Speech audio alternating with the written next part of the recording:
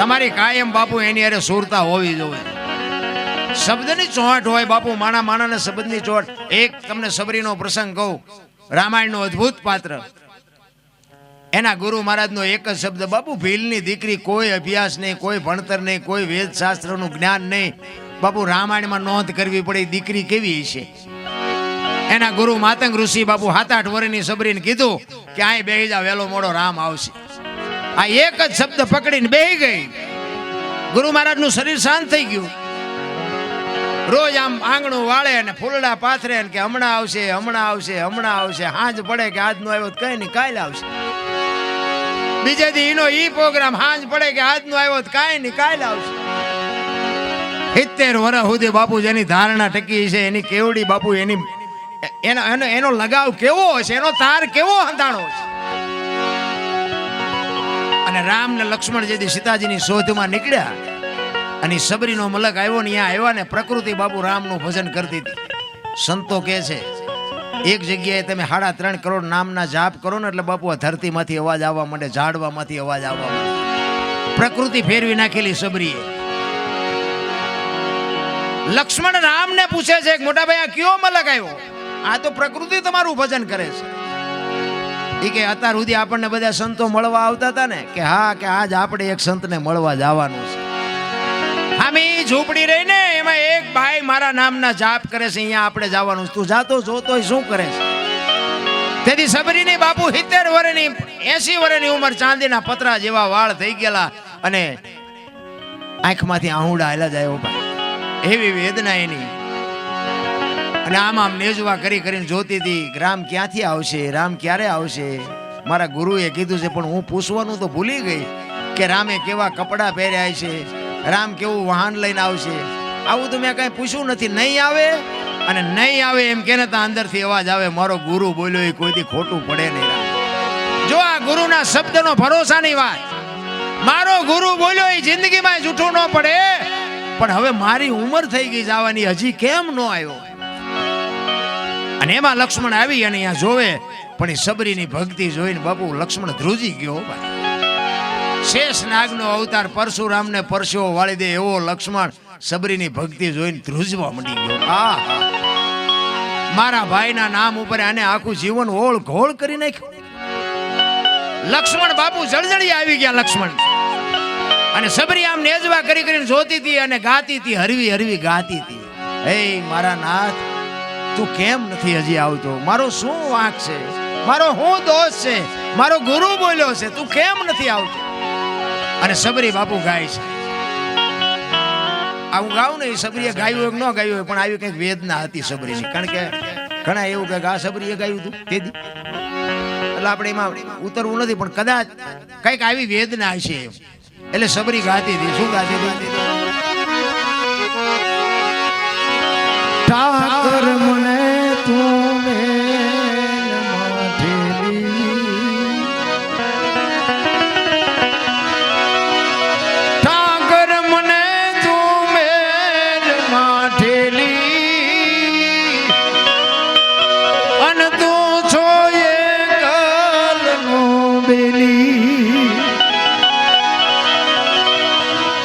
કાલા ઘેલાય મેં તારા કેવાઈને જપીએ તારા જા.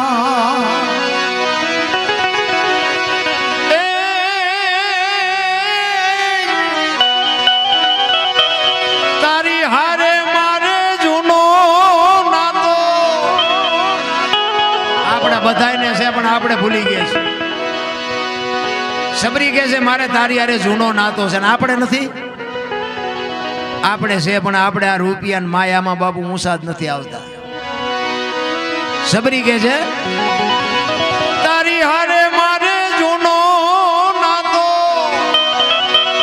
એ હવે બીજે ક્યાં જાવો બાપ. ઠાકર મને મેલ માઠેલી અને તું છો એકલ નો બેલી.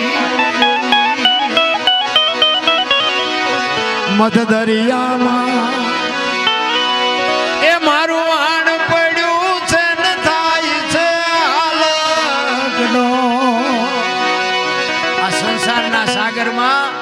તમારા ને મારા બધાયના નાવડા હાલ્યા જાય છે. એ તો મારા નાથને જો લગામ હોપી હશે તો જ કાંઠે પૂગવાના છે. ઘણા નથી જોતા આપણે અત્યારે કે પણાની જગ્યાએ હાલીને જતા હતા, જાત્રામાં ગયા હતા ને કે ખટારે ચડાવી દીધા ને 10 જણા ઉપાડી લીધા હતા. હવે આવડા જાત્રા હાસી કરતા છે ખોટી.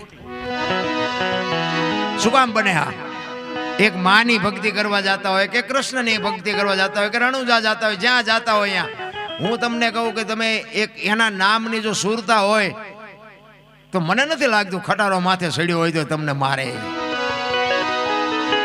કાંઈક તો બાપુ માલપા જૂનું ઊંધું રંધાય છે. 100%ની વાત છે. એટલે સબરી કહે છે કે આ સંસારના સાગરમાં આપણા બધાયના ઓડા હેલા જાય છે, પણ એ તો મારા નાથને હોપી દો તો જ બાપુ મેળ પડવાનો છે. બાકી આમાં બુદ્ધિનો કે વિજ્ઞાનનો બાપુ વિષય જ નથી. નકર અત્યારે આખી દુનિયામાં તમે જોવો બધા બાયું ચડાવે, કોઈ નાતને બોલાવ્યા જેવી નથી બોલાવે. નકર હું તો એમ કહું છું કે 18 વણમાંથી એક ને બોલાવો ને એક હોળીમાં બેહારો ને હોળી દરિયામાં વેતી કરો ને ખીલી જાય એટલું પાંકું પાડો. એટલે પાણી કાઢવાની મહેનત બધા હરખી કરે. શું કામ? બુડે છે. હવે બુડે પછી એક થવું પહેલા મરો ને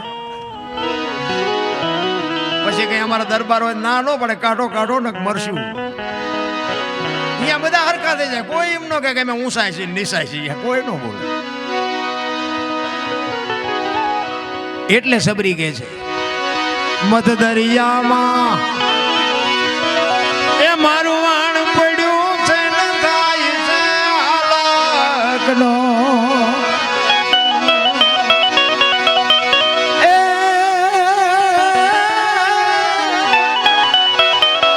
અમારા વાણનો ખારવો બની એ તું ઉતાર જે ભાવ પાર ઠાકર મને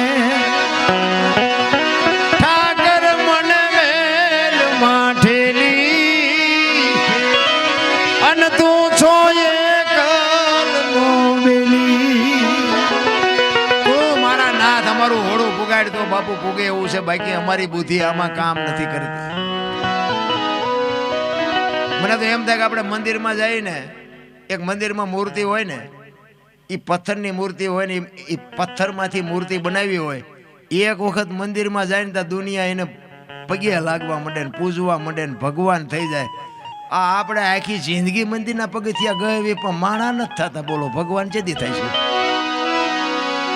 નહીં જ આવી છે ને આવી છે તો આપણને કઈ ફેર જ નથી પડતો. પૈસા વાળા હોય માલપા ભીખ માગતા હોય, રાંકા હોય બહાર બેઠા બેઠા માગતા હોય. બહાર હોય કે 2 રૂપિયા 5 રૂપિયા જોડો માલપા જાય કે છોકરાનું હક પણ નથી થતું, ધાબુ નથી ભરાતું, ભેંસ વિયાણી. અરે મારે ઈશ્વર મેળવવો છે. એ તો દાસી જીવન રોવે, મીરા રોવે. અરે શું આપણે વાતું કરીએ ભલા મને? જ્યાં જાઓ ત્યાં બધા રોવે જ છે. આપણને એમ થાય કે હારું આપણે ક્યાં રોવું તો આપણે છે, પણ ટેકો દેવો છે ખંભો નથી જડતો, ક્યાં રોવું? એક પાસે જાય કે એવો છોકરાને બહુ તેડી જાય મોકલતા નથી. બીજા પાસે જાવ કે ડોબું વિયાણું દોવા નથી દેતું. બીજા પાસે જાવ કે છોકરાને પોલીસ વાળા લઈ ગયા જામીન જડતા નથી. આપણને એમ થાય આપણે જ્યાં રોવું. પણ આ સંસ્કાર ઘટે છે. મારો કહેવાનો મિનિંગ ઈ જ આ સંસ્કાર જો સિંચન સંસ્કારનું કર્યું હોય ને, આ માના ધાવણમાંથી હોય બાપુ. મા ધારે ને એ દીકરા કરી શકે. બાકી અત્યારે તો બાપુ શું આપણે વાત કરીએ ભલામણ.